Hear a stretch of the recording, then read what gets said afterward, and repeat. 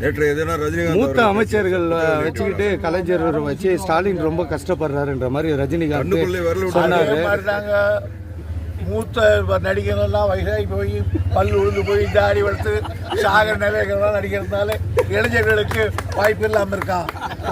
அதே போல காயின் விவகாரத்துல மத்திய அரசினுடைய காயின் விவகாரத்துல மத்திய அரசு கலைஞருடைய காயின் விவகாரத்துல மத்திய அரசினுடைய தயவு வேணுன்றதுக்காக தான் அவங்க மத்திய அரசு வச்சு காயின் வெளியிட்டிருக்காங்க. சார், துரைமுருகன் நேற்று பல்வேறு நடிகர்கள்லாம் சினிமாவில் இருக்கிறனால இளைஞர்களுக்கு வாய்ப்பு கிடைக்கணும்னு சொல்லியிருக்காரு. எப்படி பார்க்குறீங்க சார்? மதிப்புக்குரிய துரைமுருகன் அவர்கள் என்னுடைய நீண்ட கால நண்பர்.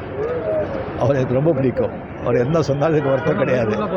நம்ம நட்பு எப்பவுமே தொடரும்.